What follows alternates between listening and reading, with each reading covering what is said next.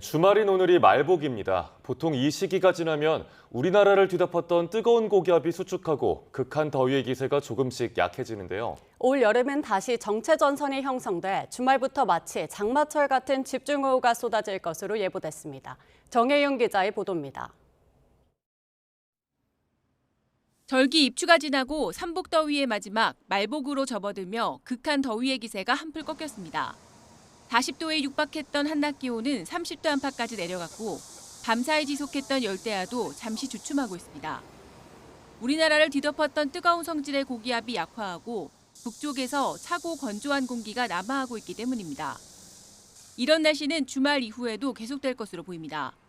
다만 성질이 다른 두 기단이 만나면서 남부지방으로는 마치 장마철처럼 일시적으로 정체전선이 만들어질 것으로 보입니다. 기간이 길진 않지만 정체전선이 남쪽에서 북쪽으로 이동하며 일주일가량 전국에 지속적인 영향을 줄 수 있습니다.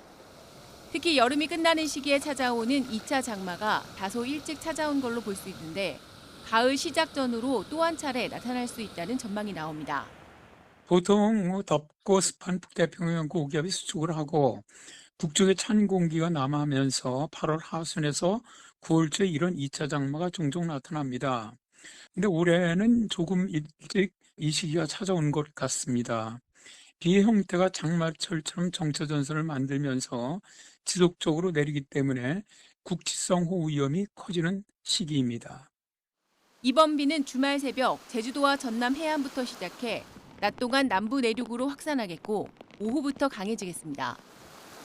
일요일 오후 늦게까지 이어지면서 남해안에 최고 200mm의 비가 집중되겠고 부산과 울산, 광주 등 남부 내륙에 150mm 이상이 쏟아지는 등 남부지방을 중심으로 많은 비가 내릴 것으로 예상됩니다. 기상청은 남부지방으로 돌풍과 벼락을 동반한 시간당 30에서 70mm의 매우 강하고 많은 비가 내리겠다며 범람과 침수, 낙뢰 사고 등에 철저히 대비해달라고 당부했습니다. 정체전선이 북상하면서 주말 동안 남부지방과 서쪽 지역을 중심으로 비가 내리겠고 특히 남해안 등 남쪽 지역으로는 200mm 이상의 많은 비가 내리겠으니 주의 바랍니다. 정체전선은 월요일 이후 점차 북상해 화요일부터 목요일 사이에는 중부지방에 국지성 호우를 쏟아낼 것으로 우려됩니다. YTN 정혜윤입니다. 태풍이나 폭우가 찾아왔을 때 침수 피해를 예방하기 위해선 야간 승용차 운행 자제가 필요해 보입니다. 삼성화재가 최근 3년간 차량 침수 사고 4,232건을 조사한 결과 야간 사고가 61.2%로 많았고 특히 오후 9시부터 자정 사이가 31.6%에 달했습니다.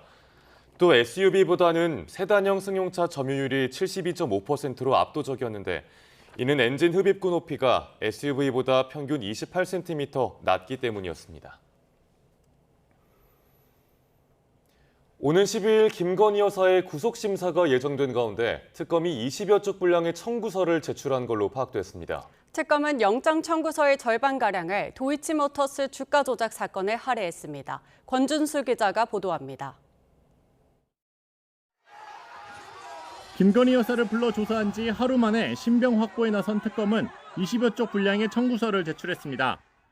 도이치모터스 주가 조작 사건과 공천 개입 의혹 그리고 건진법사 청탁과 관련된 혐의가 적시됐는데 도이치모터스 주가 조작 의혹 관련 혐의 소명에 가장 많은 분량을 할애한 것으로 파악됐습니다. 특검은 특히 법원이 공소시효가 지났다며 면소 판단을 한 시기에 대해서도 영장에 상세히 적시한 것으로 전해졌습니다. 앞서 내란 특검이 윤석열 전 대통령에 대해 청구한 구속영장은 66쪽, 공수처가 윤 전 대통령을 첫 구속할 당시 제출한 구속영장 청구서는 150여 쪽 가량입니다. 이와 비교하면 20여 쪽 분량은 비교적 짧다는 평도 나오는데 이 역시 특검의 전략이란 해석도 있습니다. 앞서 내란 특검의 구속영장이 공개되면서 수사 유출 논란이 있었던 사실을 의식했을 수 있고 핵심만 담아낸 자신감의 표현일 수 있다는 겁니다.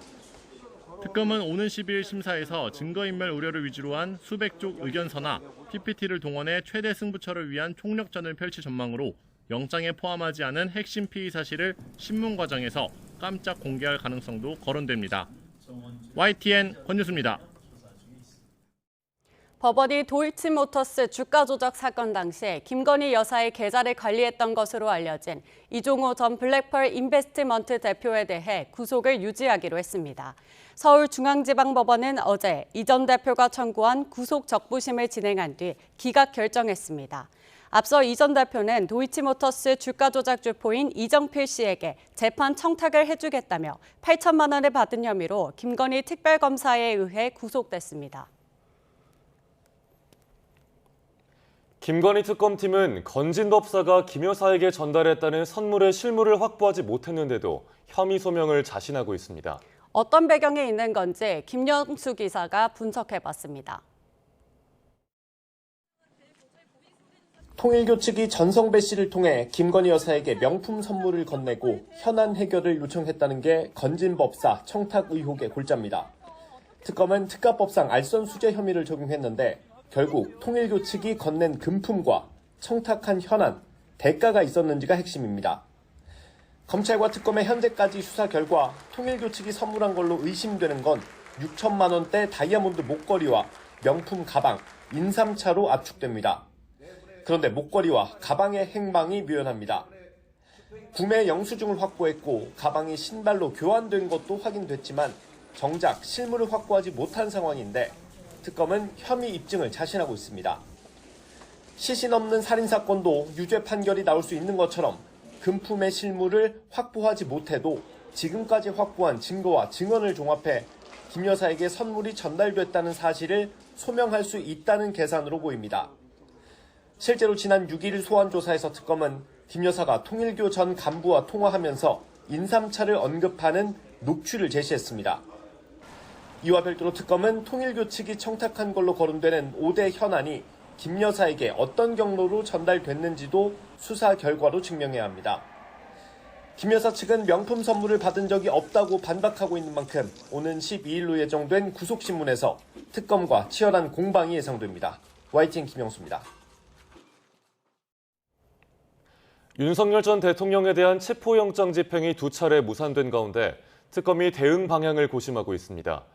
김건희 특검팀 문홍주 특검보는 어제 정례 브리핑에서 체포영장 집행 과정에서 나온 여러 논점을 두루 살펴보면서 재청구 여부를 고민하고 있다고 밝혔습니다.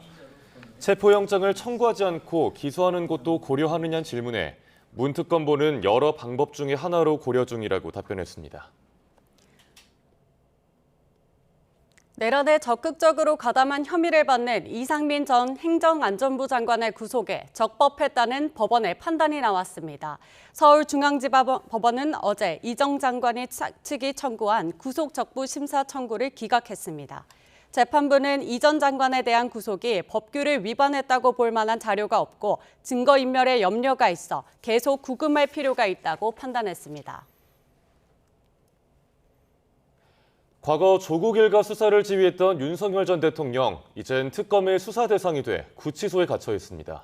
반면 수사를 받았던 조국 전 조국혁신당 대표가 이번 광복절 특사 대상에 이름을 올리면서 두 사람은 이제 뒤바뀐 운명을 맞이하게 될 전망입니다. 이경국 기자입니다. 지난 2019년 8월 검찰은 당시 검찰총장이던 윤석열 전 대통령 지휘 아래 대대적인 압수수색에 착수합니다. 자녀 입시 비리와 사모펀드 등 법무부 장관 후보자였던 조국 전 대표 관련 의혹을 확인하고자 강제 수사에 나선 겁니다. 인사청문회까지 불과 일주일가량밖에 남지 않은 시점이었습니다. 우여곡절 끝 장관에 취임했지만 수사는 이어졌고 조 전 대표는 결국 35일 만에 장관직에서 물러났습니다. 죄송하고 송구하고 감사하고 고맙습니다. 저는 이제 한 명의 시민으로 돌아갑니다. 수사를 이끈 윤 전 대통령은 이후 문재인 정부와 대립각을 세우게 됐고 후임으로 온 추미애 법무부 장관과의 연이은 충돌 끝에 검찰총장직에서 사퇴하게 됩니다. 상식과 정의가 무너지는 것을 더 이상 지켜보고 있기 어렵습니다. 검찰에서의 제 역할은 지금 이제까지입니다. 이후 윤 전 대통령은 되레 이를 계기로 야권 유력 대권 주자로 떠올랐고 대통령에 당선되기에 이릅니다. 하지만 윤 전 대통령과 조 전 대표의 악연이 시작된 지 6년이 지난 지금 상황은 크게 달라진 모습입니다. 윤 전 대통령은 본인은 물론 부인 김건희 여사까지 특검의 전방위 수사를 받고 있습니다. 지난 7일 특검은 구치소에 있는 윤 전 대통령을 상대로 물리력까지 동원해 체포를 시도했고 김 여사에 대해선 전격 구속영장을 청구했는데 공교롭게도 실형을 선고받았던 조 전 대표와 부인 정경심 전 교수는 같은 날 광복절 특별사면 대상자 명단에 이름을 올렸습니다. YTN 이경국입니다. 조국 전 조국혁신당 대표가 사실상 사면 수순에 들어갔지만 민주당은 정치적 파장을 의식한 듯 관련 언급을 최소화하고 있습니다. 국민의힘은 조 전 대표가 독립운동을 한 것도 아닌데 광복절에 왜 풀어주려 하느냐며 사면 반대 맹폭을 이어갔습니다. 강민경 기자입니다. 민주당 안팎에선 사면 초읽기에 들어간 조국 전 조국혁신당 대표에 대한 언급을 자제하는 분위기가 역력합니다. 호남에 내려간 지도부는 아예 이름조차 꺼내지 않았고 상당수 의원도 사면은 대통령의 고유 권한이라는 원론적 답변만 반복하고 있습니다. 일부 강경파만 정치 검찰의 피해자란 프레임을 부각하고 있습니다. 그 희생자에 대해서 이제 세상이 바뀌고 내란을 끝내야 되는 상황에서 보면 저는 상징적인 의미가 크게 있다고 봐요. 조 전 대표가 명실상부한 법력권의 간판급 인사고 사면을 촉구하는 지지층 요구도 적지 않다는 점을 고려하면 다소 이례적입니다. 과거 민주당이 조국 사태로 불리는 극심한 홍역을 알았던 만큼 여론의 추이를 예의주시하는 걸로 해석됩니다. 동시에 정청래 호에 쏠려야 할 관심을 조 전 대표가 앗아갈 수 있다는 점과 조국혁신당이 내년 지방선거의 복병이 될 가능성까지 더해지면서 유불리 계산기를 두드리는 기색이 역력합니다. 국민의힘은 최악의 정치 사면이라며 파상 공세를 퍼부었습니다. 지난 대선 때 후보를 내지 않고 도와준 혁신당의 대선 청구서에 이재명 대통령이 휘둘린다고 비판했습니다. 형기의 절반도 채우지 않은 조 전 대표를 굳이 광복절에 풀어주느냐는 날선 발언도 나왔습니다. 구속 수감된 지 이제 겨우 7개월이 지났습니다. 조국 전 대표가 독립운동을 했습니까? 민주화 운동을 하다가 감옥에 갔습니까? 사면 대상의 정경심 전 교수와 위안군 피해자 후원금 횡령 의혹으로 집행유예를 선고받은 윤미향 전 의원이 올랐다는 점도 공격 포인트입니다. 주식 차명거래 의혹으로 제명된 이춘석 의원까지 묶어 진보 진영의 도덕 불감증으로 전선을 확대하려는 분위기입니다. 계엄의 강을 넘지 못한 국민의힘이 광복절 특사를 기점으로 조국의 강을 다시 소환해 전국 주도권을 탈환하려 한다는 해석이 나옵니다. YTN 강민경입니다. 국민의힘은 윤석열의 강을 건너긴커녕 늪으로 더 빠져드는 분위기입니다. 특검 수사가 이제 정점을 향해 가는 데다 전당대회와 맞물려 냉가슴을 앓고 있습니다. 김다연 기자가 보도합니다. 국민의힘에서 윤석열 전 대통령 부부는 일종의 금기어입니다. 당이 배출한 대통령이지만 이미 탈당했으니 남이라고 거듭 부각합니다. 각종 여론조사 지지율이 10%대에서 연일 최저치를 찍으면서 윤 전 대통령과의 선긋기도 확실해지는 모습입니다. 우리 당의 윤석열 전 대통령은 더 이상 없습니다. 당과 관련이 없는 분이기 때문에 거론하는 것 자체가 적절치 않다고 생각을 합니다. 대신 윤 전 대통령의 속옷 저항이나 의자 낙상, 김건희 여사 구속영장 청구 등 특검의 방식에는 꽤 적극적으로 목소리를 냅니다. 선을 넘나드는 특검의 칼날에 자칫 당 소속 의원들도 속수무책 당할 거라는 위기감이 작용한 거로 보입니다. 거대 여당을 등에 업고 견제받지 않는 권력이라도 된 듯이 힘자랑을 하고 있습니다. 당권 주자 4명의 입장은 엇갈리는데 탄핵 반대파는 한 목소리로 피의자 인권을 말하며 특검을 탓하고 있습니다. 감옥 안에 있는 사람을 옷을 벗었느니 입었느니 누웠느니 앉았느니 생중계까지 하면서 인권을 탄압하는. 조국 전 장관 수사할 때 포토라인 세우는 것이 인권 침해다 그러면서 문재인 정부에서 민주당이 포토라인에 세우는 것을 없앴습니다. 탄핵 찬성파는 그렇게 떳떳하면 나가서 조사를 받으라며 반윤 노선을 확실히 하고 있습니다. 한마디로 비루하기 짝이 없다 생각합니다. 조사를 안 받으려고 저 발버둥 치는 모습에서 국민들께서 얼마나 실망했겠냐. 보수의 가장 중요한 가치가 법치주의라고 보는데요. 헌법재판소에서 만장일치로 판결이 났으면 그걸 제대로 존중하는 게 정말 보수인 거죠. 당 지도부는 떼어내려 하지만 당권 레이스에서 윤석열 부부는 가장 큰 화두가 됐습니다. 누가 새 대표가 되느냐에 따라 당의 입장이 천차만별일 텐데 전당대회까지는 윤 전 대통령과 불가근 불가원, 애매한 관계가 계속될 전망입니다. YTN 김다연입니다. 더불어민주당 정청래 대표는 취임 첫 주 강력한 개혁 당대표를 자임하며 속도전에 나섰습니다. 이춘석발 위기 속에도 입법 드라이브와 진영 통합을 강조하며 선명성을 드러내는데 이재명 정부에 어떤 영향을 미칠지도 관전 포인트입니다. 백종규 기자입니다. 싸우는 당대표를 내세운 정청래 더불어민주당 대표는 관행을 깼습니다. 취임하고 제1야당을 먼저 찾아 화기애애한 모습을 연출하는 게 보통이지만 범여권 4개 당과 악수했을 뿐 국민의힘과 개혁신당은 찾지 않았습니다. 보수 진영을 통째로 청산 대상으로 규정하며 당장은 대화할 뜻이 없음을 분명히 한 겁니다. 대국민 사과, 진솔한 석고대죄 이런 것은 기본으로 있어야 악수도 사람하고 악수하는 거지. 차명 주식 거래 의혹이 불거진 이춘석 의원 탓에 출발부터 리더십 시험대에 올랐지만 정 대표는 속전속결 선 굵게 대응했습니다. 주식시장에서 장난치다가는 패가 망신한다는 걸 확실하게 보여주겠다고 선언한 이재명 대통령과 이재명 정부의 기조대로 엄정하게 앞으로 이와 유사한 일이 발생하면 엄단하겠다는 말씀을 드립니다. 탈당한 이춘석 의원을 곧장 제명하고 육선 추미애 의원을 후임 법제사법위원장에 등판시키면서 급한 불을 껐습니다. 7월 임시국회에서는 예상을 깨고 방송법을 먼저 처리하면서 검찰, 언론, 사법 3대 개혁 의지도 재확인했습니다. 지지층 결집에도 나섰는데 노무현 전 대통령 묘역을 찾고 문재인 전 대통령도 예방했습니다. 첫 현장 최고위원회는 당연히 호남, 취임 일주일 사이 2차례나 텃밭을 누비며 진영 정체성을 되새겼습니다. 호남 없이는 민주당도 민주주의 역사도 존재할 수 없습니다. 이제 그 숭고한 희생과 헌신에 표신하게 실천으로 보답해야 할 때입니다. 정청래 대표의 일주일은 선거 기간 보여준 선명성 그대로인데 승리의 발판인 당원 주권주의를 실현하려는 적극적인 행보라는 해석이 나옵니다. 내란 세력 척결, 강력한 개혁을 내건 정청래호가 협치 없이 강경 모드만 유지한다면 정치권 대립은 극에 달할 수밖에 없습니다. 통합과 실용을 간판으로 지지층을 넘어 중도와 보수까지 포용해야 하는 이재명 대통령 입장에서 부담이 커질 수도 있다는 평가도 나옵니다.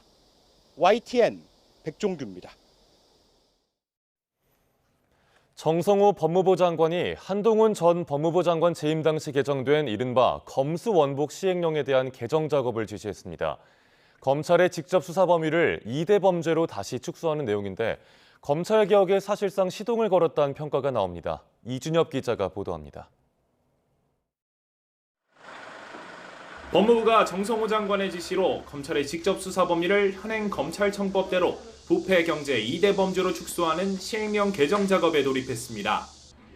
정 장관은 인사청문회 때부터 수사 기소의 분리라는 검찰개혁 방향을 강조하며 해당 시행령의 개정 필요성을 부각해왔습니다. 시행령을 확대해갖고서 문제가 되고 있지만 그와 관련해서는 엄격하게 또 법 적용이 될 수 있도록 조치를 하도록 하겠습니다. 개정 작업에 들어간 수사 개시 규정은 지난 2022년 한동훈 당시 법무부 장관이 검찰 수사권 완전 복구를 뜻하는 검수원복을 외치며 마련한 시행령입니다.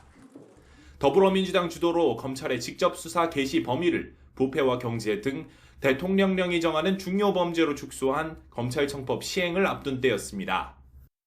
한 전 장관은 법안에 등에 주목해 꼭 2대 범죄가 아니더라도 검찰 직접 수사가 가능하다고 주장하며 검찰 수사권을 사실상 회복하는 시행령을 내놨습니다.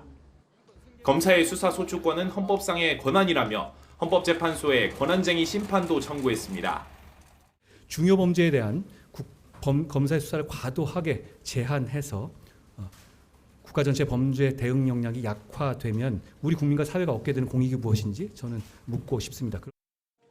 그러나 헌재는 지난 2023년 3월 권한쟁의 심판 각하 결정을 내리며 검사의 수사소추권은 헌법에 근거가 없다고 판단했습니다. 새 정부가 들어서며 시행령 역시 원복 수순을 밟게 됐습니다. 법무부는 검사의 직접 수사 개시 사건은 그동안 과잉 또는 봐주기, 하명 수사 등 검찰권 남용의 진원으로 지목되어 왔다고 지적했습니다. 검찰의 무리한 수사를 방지하고 검찰을 정상화하는 첫 단추라며 검찰개혁의 일환임을 분명히 했습니다. 정부 여당은 이번 조치를 시작으로 검수 완박에 차근차근 나설 것으로 보입니다. YTN 이준엽입니다.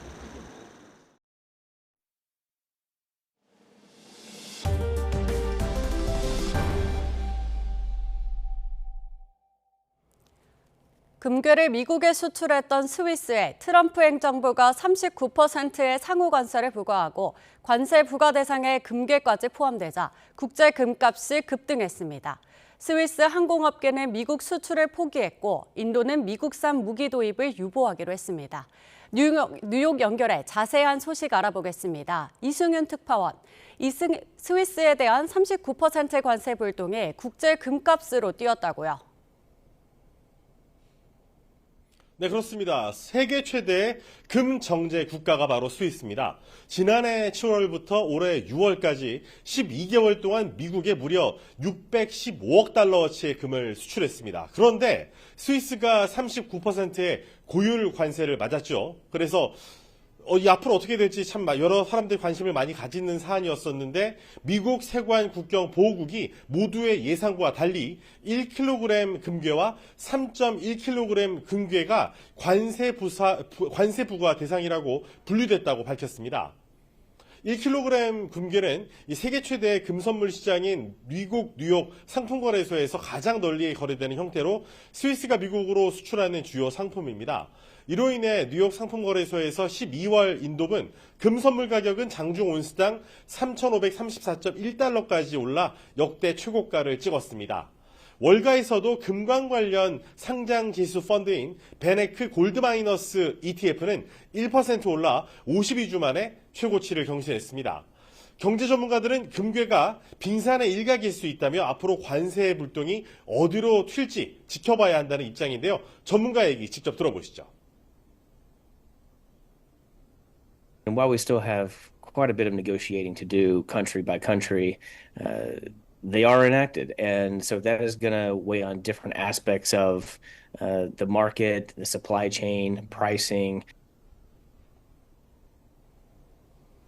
네, 인도는 보복 조치에 나섰고 스위스 기업들은 비상 경영에 돌입하는데 세계 각국이 트럼프 행정부의 관세에 대응하느라 분주해졌다고요. 네, 그렇습니다. 세계 2위의 무기 수입국이 바로 인도인데요. 이 트럼프 행정부의 50% 고율 관세가 현실이 되자 미국산 무기, 항공기 도입 절차를 일시 중단하면서 반격에 나섰습니다. 5조 원 규모의 보잉 P-8 대잠 초계기 6대와 관련 지원 시스템, 스트라이커 장갑차, 제블린 대전차 미사일은 지난 2월 미국 인도 정상회담의 성과물이기도 했습니다. 50% 관세가 발표된 이후 인도의 제조업체들의 미국 고객사들로부터 주문 취소나 생산 거점 해외 이전 요청이 쏟아지면서 조치에 나선 것으로 풀이됩니다. 인도는 미국이 관세와 관련해 명확한 입장을 제시해야 미국산 무기 도입 협상을 재개할 수 있다는 입장인 것으로 알려졌습니다. 선진국 중에 가장 높은 관세율을 적용받은 스위스의 이 항공기 제작 업체인 필라투스는 대미 수출을 중단하기로 결정했습니다. 스위스 정부는 경제 위기 상황에서 고용을 유지하기 위해 기업이 지불해야 할 임금을 정부가 대신 지급하는 단축 근로 보상 제도 신청 기간을 현재 최장 18개월에서 24개월로 늘리기로 했습니다. 이렇게 스위스 기업들이 비상경영에 들어간 상황에서 스위스 정치권에서는 미국 테크 기업에 디지털세를 부과하고 미국산 F-35 전투기 구매 계획도 철회하라는 요구가 나오기도 했습니다.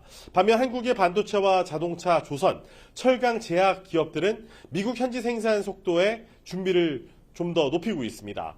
트럼프 행정부가 한국과 함께 이 조선업 재건을 추진하는 가운데 미 의회에서는 이 동맹국을 해운 관련 일부 규제에서 예외로 두는 이 법안이 발의됨에 따라 앞으로 한국 조선업계는 면세 혜택을 받게 될 전망입니다. 지금까지 뉴욕에서 YTN 이승윤입니다.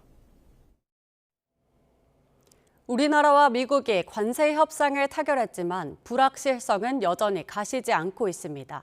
더욱이 문서가 아닌 구두로 합의가 이뤄진 만큼 혹시나 미국이 말을 바꾸진 않을까 불안감도 여전합니다. 최아영 기자의 보도입니다. 미국의 상호관세 발효와 함께 냉탕과 온탕으로 간 일본. 애초 일괄 15%로 합의했지만 추가 15%로 뒤통수를 맞은 뒤 다시 일괄 15%를 약속받았습니다. 일본의 모호성 전략이 자초한 일이자 구두 합의 우려가 현실화했다는 지적입니다. 합의문 없는 우리나라 역시 불안감을 지울 수 없습니다. 특히 한미 간 해석 차이를 보인 농축산물 시장 추가 개방 여부는 여전히 논란입니다. 트럼프 대통령하고 했을 때 쌀 얘기가 없었습니다. 자꾸 국내에서 자꾸 쌀이 있는 것처럼 얘기를 하면은 진짜 미국이 제기를 또 할 수도 있기 때문에 진짜 이런 부분은 저를 믿어주셔야죠. 트럼프 대통령이 품목관세 100%를 매기겠다고 예고한 반도체도 불안합니다. 정부는 최애국 대우를 약속받았다고 강조하고 있지만 경쟁국 대비 불리하지 않은 대우를 받게 되어 미국 수입 시장 내 경쟁력이 유지될 것으로 보입니다. 이를 명시적으로 밝힌 것은 하워드 러트닉 상무장관의 SNS 한 줄뿐입니다. 자동차 관세는 언제 25%에서 15%로 깎아줄지 몰라 추가 협의가 불가피해졌습니다. 게다가 구두 약속을 문서화하는 과정에서 트럼프 대통령이 또 변덕을 부릴 수도 있습니다. 미국처럼 상대적으로 협상력이 높은 나라가 자국에 유리한 방식으로 마지막 순간에 또 조건을 바꿀 가능성이 충분히 있거든요. 관세 협상 합의문은 추후 한미 정상회담을 통해 마련될 전망으로 추가 협상 카드를 준비해야 한다는 목소리도 나옵니다. YTN 최아영입니다. 미국 국방부는 이르며 이달 중에 열릴 한미 정상회담에서 논의돼 동맹 현대화에 대해 한반도와 그 너머에 대한 신뢰할 수 있는 억지력을 확보하기 위한 것이라고 밝혔습니다. 킹슬리 윌슨 미 국방부 대변인은 언론 질의 답변을 통해 동맹 현대화에는 한반도와 그 너머에 대한 신뢰할 수 있는 억지력을 확보하기 위해 연합 방위 태세를 적응시키는 것을 의미한다고 말했습니다. 이는 인도 태평양 지역에서 중국의 현상 변경 위협에 대응하는 것이 한미 동맹의 목표에 포함되는 것임을 시사한 것으로 풀이됩니다. 정부가 구글의 고정밀지도 데이터 국외 반출 요청에 대한 결론을 한 차례 더 유보했습니다. 국토교통부 산하 국토지리정보원 주관 측량성과 국외 반출 협의체는 어제 오후 회의를 열어 이같이 결정하고 처리 기간을 60일 추가 연장하기로 했습니다. 이번 연장은 구글이 지도 반출에 따른 안보 우려를 해소할 수 있는 대책을 추가 검토하겠다며 처리 기간 연장을 요청한 것에 따른 것으로 전해졌습니다. 미국 행정부는 지도 반출 제한을 대표적인 비관세 장벽으로 꼽으며 압박을 이어왔고 지도 반출 이슈는 곧 있을 한미 정상회담에서 논의될 가능성이 있습니다. 미국과 러시아가 다음 주 정상회담 개최를 목표로 준비 중인 가운데 러시아가 점령한 우크라이나 영토를 인정하느냐가 핵심 쟁점이 될 전망입니다. 회담에 앞서 푸틴 대통령은 인도와 중국 등을 챙기며 미국 견제에 나섰고 젤렌스키 대통령은 종전 논의에서 소외될 가능성을 경계하고 있습니다. 런던에서 조수연 특파원입니다. 도널드 트럼프 미국 대통령과 블라디미르 푸틴 러시아 대통령의 정상회담은 빠르면 11일로 예상된다는 보도가 나왔습니다. 미 폭스뉴스는 미러 정상회담의 개최지로 이탈리아 로마가 유력하게 논의된다고 전했습니다. 앞서 푸틴 대통령은 아랍에미리트를 정상회담 장소로 언급했는데 회담이 주 후반으로 밀린다면 로마 외의 다른 도시로 바뀔 가능성이 큽니다. 회담을 앞두고 푸틴 대통령은 중국, 인도 등 우방국 정상들과 통화하고 스티브 위트코프 미 특사와 지난 6일 회동한 결과를 공유했습니다. 트럼프 대통령이 러시아와 교역국들의 고강도 관세 압박을 이어가면서 미국 견제를 위해 이들이 더욱 밀착하는 양상입니다. 푸틴 대통령은 이번 정상회담을 통해 미국의 제재 위협을 피하고 대미 관계 개선을 노리며 국제적 고립에서 벗어나는 기회로 삼을 전망입니다. It's going to be a small win rather than a big win. The most likely winner is Putin. I think it's likely he will succeed in his efforts to buy some time. 이런 가운데 젤렌스키 우크라이나 대통령은 유럽 정상들과 잇따라 통화하며 여론전을 펼치는 모습입니다. 무엇보다 미러 회담에서 배제될 가능성을 경계하면서 평화 달성 과정에서 우크라이나와 유럽의 참여가 중요하다고 재차 강조했습니다. 젤렌스키 대통령은 자신도 포함된 3자 회담을 바라지만 푸틴 대통령이 현 단계에선 안 된다고 이미 선을 그었습니다. І що справедливо, щоб Україна була учасницею перемовин. Війна Росії проти України. 블룸버그 통신은 미러 정상이 회담에서 휴전협정 합의를 목표로 하고 있다며 도네츠크와 자포리자 등 러시아가 점령한 영토를 인정할지가 핵심 쟁점이라고 보도했습니다. 두 정상이 만난다면 발발 3년이 훌쩍 넘은 우크라이나 전쟁에 중대한 분수령이 될 것은 분명합니다. 합의 조건에 따라 러시아가 일부 점령지에 대한 공세를 멈추고 휴전 합의를 이룰 수도 있지만 회담이 결렬될 경우 모두의 부담이 가중되는 상황으로 이어질 수 있다는 우려도 나옵니다. 런던에서 YTN 조수연입니다. 베냐민 네타냐후 이스라엘 총리는 가자지구 군사작전의 목표가 장악이 아닌 해방이라고 주장했습니다. 이스라엘 총리실은 네타냐후 총리가 현지 시간 8일 프리드리히 메르츠 독일 총리와 통화하며 목표는 가자지구를 점령하는 것이 아니라 하마스로부터 가자지구를 해방하고 평화로운 정부를 수립하는 것이라고 했다고 밝혔습니다. 이스라엘의 가자지구 점령 계획에 국제사회의 비판이 쇄도하자 해명성 발언을 한 것으로 보입니다. 안토니오 구테레스 유엔 사무총장은 이스라엘의 가자지구 가자시티 점령 계획이 위험한 확전을 초래할 것이라며 심각한 우려를 표명했습니다.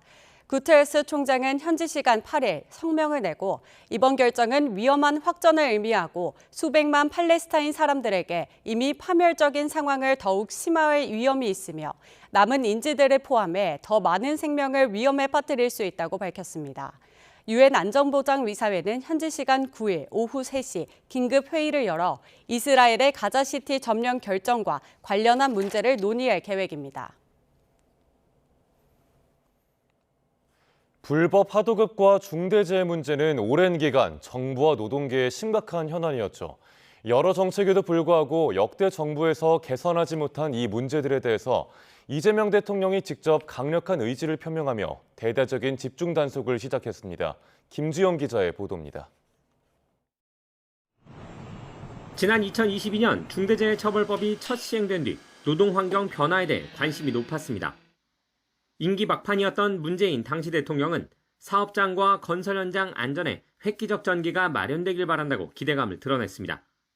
하지만 법이 시행된 뒤에도 같은 해에만 중대재해처벌법 대상 사고로 숨진 노동자가 200명이 넘었습니다. 같은 해 시작한 윤석열 정부는 해당 법안이 처벌 중심이라고 비판하면서 노사 자율 예방에 방점을 찍겠다고 강조했지만 우리보다 먼저 중대재해 문제를 고민했던 선진국은 촘촘한 정부 규제와 처벌만으로는 더 이상의 감축이 어렵다는 점을 인식하고 크고 작은 사망사고는 이어졌고 지난해 20명 이상 사망자가 발생한 화성 아리셀 공장 사고까지 나면서 정책 방향이 맞는지 의문이 이어졌습니다. 실제 2022년부터 지난해까지 해마다 산업재해로 사망한 숫자는 600명 내외에서 크게 변하지 않고 있습니다. 산업 곳곳에 퍼져 있는 불법 하도급으로 책임 소재가 불분명한 상황이 빈번한 데다 사고 예방에 대한 인식도 여전히 부족하다는 지적입니다. 경영계에서는 처벌에 대한 불만도 크지만 반대로 실제 책임자가 기소되지 않거나 솜방망이 처벌이 이어져 실효성이 떨어진다는 문제 제기도 나옵니다. 이번 정부 들어서는 이재명 대통령이 직접 나서 중대재해가 끊이지 않는 노동환경을 질타했습니다. 직접 사고업체의 면허 취소까지 언급하면서 경각심을 키웠고 국토부와 노동부는 건설 현장 불법 하도급 집중 단속에 나서는 등 역대 정부보다 강한 개선 의지를 드러내고 있습니다. 예상할 수 있는 일들을 방어하지 않고 사고가 나는 것은 결국 죽음을 용인하는 거죠. 아주 심하게 얘기하면 법률적 용어로 미필적 고의에 의한 살인 아닙니까? 다만 노동 현장에 얽히고 설킨 생태계를 바꾸지 않는 한 이번에도 보여주기식 구호에 그치고 말 것이란 우려도 여전합니다. YTN 김주영입니다. 포스코 UNC 감전 사고를 수사하는 경찰이 사고를 당한 노동자가 착용하고 있던 장화 등의 보호구가 실제 절연 기능이 있는지 확인에 나섰습니다. 경기 남부경찰청 포스코 UNC 감전사고 수사전담팀은 감전당한 노동자가 착용하고 있던 것으로 보이는 장화와 장갑 등 보호구에 대해 국립과학수사연구원에 감식을 의뢰했습니다. 산업안전보건규칙에 따르면 사업주는 감전 위험이 있는 작업을 하는 노동자에게 절연용 보호구를 지급하고 착용하도록 해야 합니다. 경기 의정부에 있는 아파트 신축 공사 현장에서 50대 노동자가 추락해 숨지는 사고가 발생했습니다. 포스코 UNC 감전 사고 이후 불과 나흘 만입니다. 윤태인 기자가 보도합니다. 아파트 외벽에 설치된 추락 방지용 안전망 한쪽이 그대로 무너졌습니다. 경기 의정부시 신곡동에 있는 아파트 신축 공사 현장에서 50대 남성 노동자가 추락해 숨졌습니다. 사람이 추락했다 이렇게 들어왔거든요. 119로 접수됐고 저희가 경찰로 요청을 한 걸로 확인됩니다. 경찰은 아파트 6층 높이 안전망에서 작업하던 중 시설 자체가 무너지며 사고가 발생한 것으로 보고 있습니다. 경찰은 현장 관계자 등을 상대로 사고 경위를 파악하는 동시에 안전수칙 준수 여부에 대한 수사에 착수했습니다. 상가 건물 앞으로 사람들이 모여 있고 출입문 주위로 경찰 통제선이 설치됐습니다. 경기 화성시 봉담읍에서 SUV가 상가 건물 1층에 있는 약국으로 돌진했습니다. 이 사고로 60대 약사 부부가 병원으로 옮겨졌는데 이 가운데 남편은 끝내 숨졌습니다. 약사분이 앞에서 컴퓨터 하고 있다가 차가 빡 들어오니까 뒤로 넘어갔잖아요. 남자분은 그 손을 댈 수가 없는 거야. 경찰은 약을 사러 왔다가 주차 중 사고를 냈다는 60대 여성 운전자의 진술 등을 토대로 정확한 사고 경위를 조사하고 있습니다. 경찰관들이 한적한 도로변에 세워진 차량을 살핍니다. 경기 광주시에서는 조건 만남을 미끼로 성인 남성을 유인해 가두고 돈을 뜯어낸 혐의를 받는 10대 3명이 붙잡혔습니다.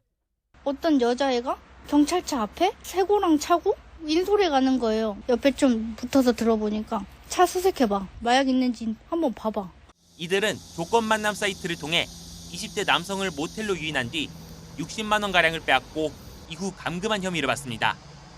경찰은 촉법 소년인 여중생을 뺀 나머지 남고생 2명에 대해 구속영장을 신청할 방침입니다. YTN 윤태인입니다. 제주 하수처리장에서 가스 누출로 인한 질식 사고가 발생했습니다. 원인 조사가 이루어지고 있는데 밀폐 공간도 아니고 또 시운전 과정에서 일어난 이례적인 사고여서 궁금증이 커지고 있습니다. KCTV 제주방송 김용원 기자입니다. 질식 사고가 났던 제주 하수처리장 공사 현장입니다. 사고 장소인 지하 1층으로 연결된 계단이 밧줄로 묶여 있고 현장 출입은 통제됐습니다. 사고 당시 현장에선 기준치 4배가 넘는 황화수소가 검출됐고 작업자 4명이 질식돼 이송됐습니다. 근로자가 하루에 15분간 정도 노출됐을 때 허용되는 용도가 약 15ppm이거든요. 어저께 같은 경우는 아마 이 농도가 흘러나온 거에서 45ppm 정도가 나왔기 때문에 어쩌면 어제는 더 강한 게 나왔을 수 있고요. 작업자들은 하수 배출수 여과 처리 상태를 점검하는 도중 사고를 당했습니다. 점검구를 여는 과정에서 고농도의 황화수소 가스가 새어나온 겁니다. 사고 장소인 지하 1층은 환풍기 같은 공기 순환 장치가 갖춰진 곳으로 밀폐 시설도 아니었습니다. 더구나 작업자들은 하수 관련 전문 종사자였고 평소 점검에서도 가스 누출은 없었던 터라 이번 사고가 어떤 이유로 발생했는지 궁금증이 커지고 있습니다. 하수처리장 시운전 과정에서 매우 이례적으로 유해가스가 누출된 사고와 관련해 당국에서도 원인 조사에 들어갔습니다. 현장 조사 결과 점검구 수조 안에는 한 달 전부터 여과 시운전을 위해 다량의 물이 들어 있었습니다. 최근 폭염과 집중호우로 수조 안에서 부패가 가속화되면서 평소에 검출되지 않던 기준치 이상의 황화수소가 발생한 것으로 추정됩니다. 황화수소가 나올 수 있는 공간은 아닙니다. 왜냐하면 모든 그 하수가 처리되고 마지막에 방류되는 그런 공간이다 보니까 그 처리수가 고여 있는 과정에서 황화수가 좀 나왔던 것 같아요. 이제 그 공간은 근로자들이 수시로 채수하고 채수한 결과를 분석하는 그런 공간인데 이번 경우에는 좀 이례적인 상황인 것 같습니다. 하수 처리장 시운전 과정에서 이 같은 가스 누출 사고는 다른 지역에서도 발생하지 않은 것으로 알려졌습니다. 공사 발주처인 환경공단과 제주도는 사고 원인 조사 결과를 토대로 시공사 측과 재발 방지 대책을 수립할 계획이라고 밝혔습니다. KCTV 뉴스 김용원입니다. 얼마 전 폭우가 쏟아져 큰 피해를 본 경기 가평 지역은 평소 여름철 피서지로도 인기가 많은 곳입니다. 아직 복구가 마무리되지 않은 가운데 생계가 걸린 상인들은 여름 성수기를 맞아 걱정이 큰데요. 영업 재개를 두고 마찰이 빚어지고 있습니다. 김희영 기자가 현장에 다녀왔습니다.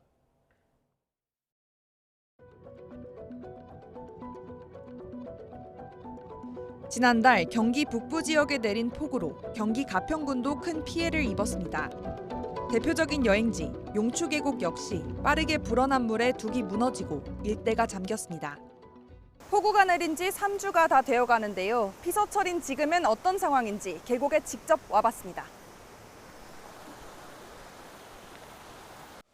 시원한 계곡물에 몸을 담그고 물장구 치는 사람들의 모습이 여느 피서지와 다를 바 없어 보입니다.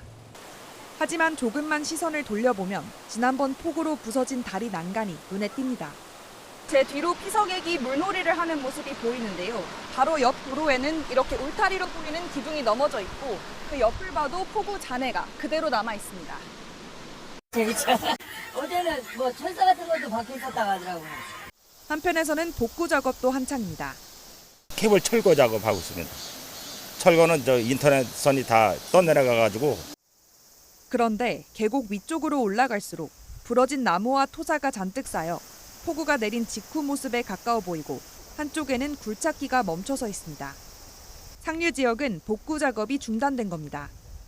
저희가 이제 쓰레기를 치우면 흙물이 내려가게 되면 손님들한테 맞닥뜨리게 돼요.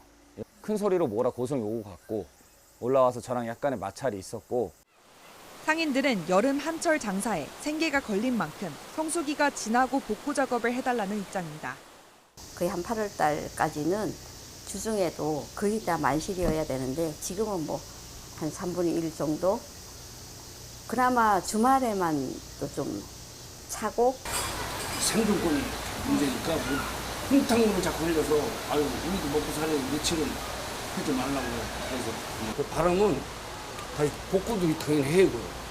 복구해갖고 정상적으로 영업하고. 지자체는 응급 복구는 마쳤다면서도 혹시라도 다시 비가 내려 피해가 재발하는 건 아닌지 긴장을 놓지 못합니다.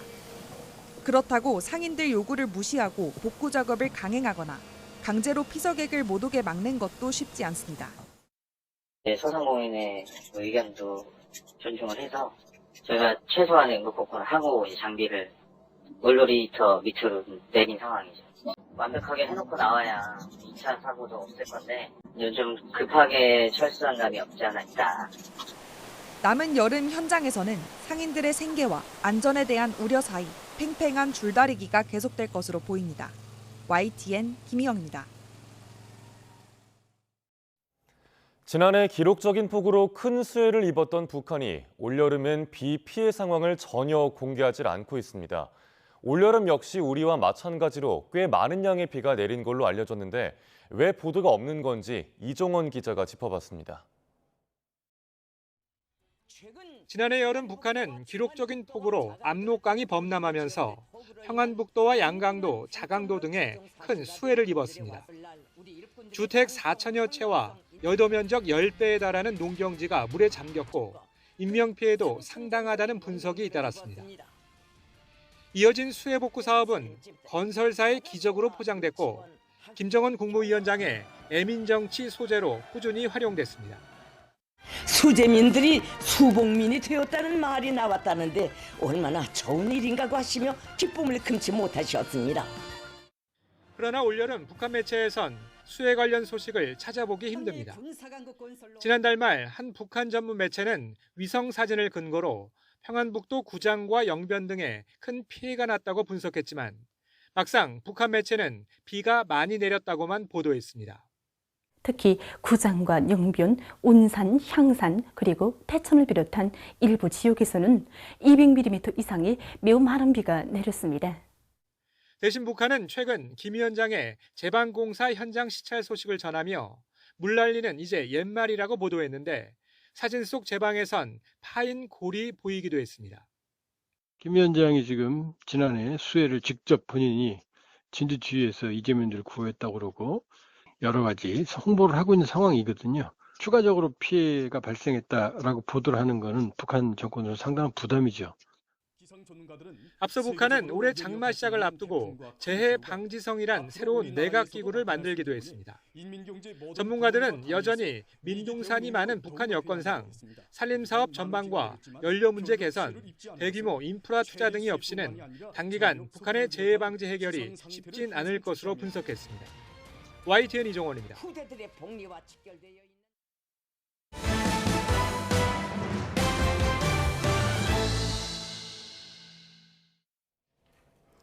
해외 자금이 우리 증시로 꾸준히 유입되면서 외국인들의 순매수가 석 달 연속 이어지고 있습니다. 이들이 보유한 우리 주식 규모는 사상 처음으로 900조 원을 돌파했습니다. 손효정 기자입니다. 외국인 투자자들의 바이 코리아 열기가 좀처럼 식지 않고 있습니다. 7월 한 달 동안 외국인이 사들인 국내 주식은 3조 4천억 원. 순 매수 행진은 석 달째 이어졌고 매입 규모는 더 커졌습니다. 이에 따라 외국인들이 보유한 우리 주식 규모도 921조 원을 넘어서 사상 최대치를 기록했습니다. 전체 시가총액의 27.7%에 달하는 규모입니다.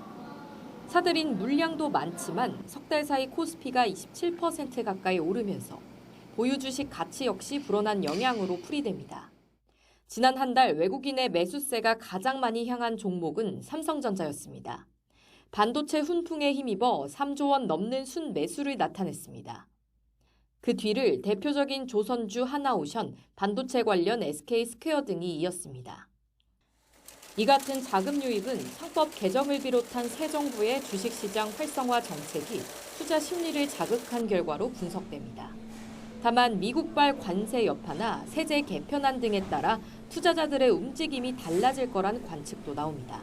실제로 양도소득세 대주주 기준이 강화된 세제안이 발표되자 이에 실망한 외국인은 다음 날 6천억 원 넘는 주식을 팔아치웠습니다.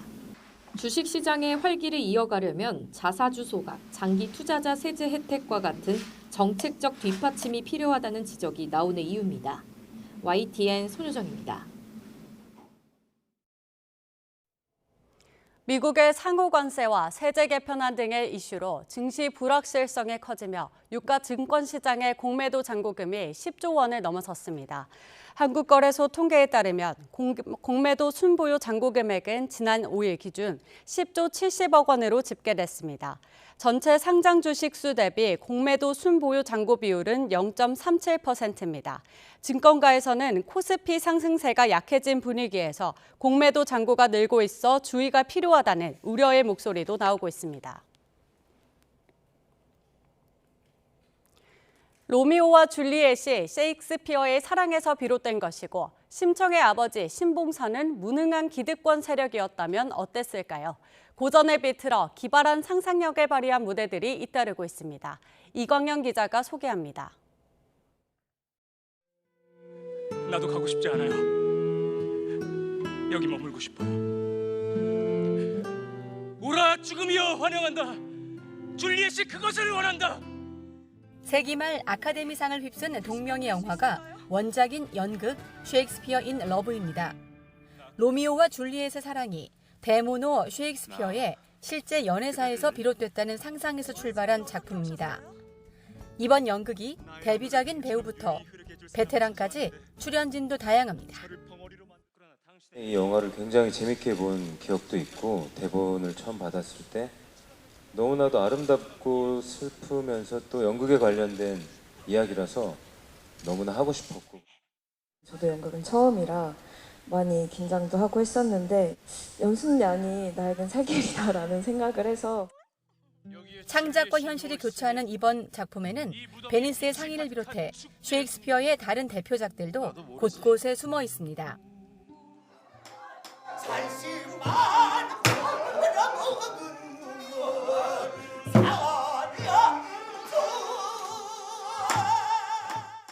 효심이란 다소 진부한 서사에서 탈피해 등장인물들의 결핍에 초점을 둔 신작 창극 심청. 독일을 중심으로 유럽에서 활동하며 지난해 국립오페라단 타노이저로 호평받은 요나김이 연출과 극본을 맡았습니다. 노아동 사람들이 모두 눈이 멀었다고 생각하거든요. 뱅덕은 또 뱅덕대로 그 탐욕에 눈이 멀었고, 이 사람은 또 자기 나약함과 자기 연민에 빠져가지고 또 눈이 멀어 있어요. 사회적 약자로 대변되는 심청과 대비되며 무능한 기득권으로 묘사되는 신봉사 역할은 유태평양과 김준수가 나누어서 연기합니다. 이 극에서의 신봉사는 정말 그것과는 정반대로 정말 무기력하고 자기 할 일 바빠서 뭔가 딸을 케어를 잘 못하는. 전주 세계소리축제와 공동 제작한 이른바 판소리 시어터는 150명이 넘는 배우가 대거 무대에 오릅니다. YTN 이광현입니다. 네, 방금 들은 속보 먼저 전해드리겠습니다. 트럼프 미국 대통령이 러시아와 우크라이나의 전쟁이 휴전에 매우 가까워졌다면서 곧 푸틴 러시아 대통령을 만날 거라고 말했다는 소식이 들어왔습니다. 트럼프 대통령은 백악관에서 지난 30년간 분쟁을 벌였던 아르메니아와 아제르바이잔 간의 평화 합의 서명식에서 이같이 밝혔습니다.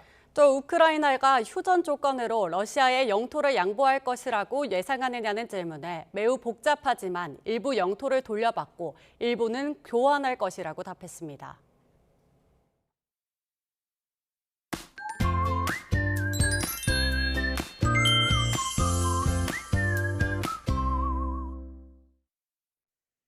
말복인 오늘 남부를 중심으로 많은 비가 오겠습니다. 시간당 최고 70mm의 극한 호우가 예상되는 만큼 대비 철저히 해주시길 바랍니다. 현재 수도권과 충청에는 비가 시작됐습니다. 오후에는 대부분 지방에 비가 확대하겠는데요. 중부지방은 양이 적지만 내일까지 남해안에는 200mm 이상, 그 밖에 남부에도 100에서 150mm 이상의 많은 비가 예상됩니다. 중부지방의 비는 오늘 밤에 그치겠지만 충청과 남부지방은 내일도 비가 이어질 것으로 보입니다. 날씨 전해드렸습니다. 뉴스타트 1부 마칩니다. 잠시 후 2부가 이어집니다. 시청해주신 여러분 고맙습니다.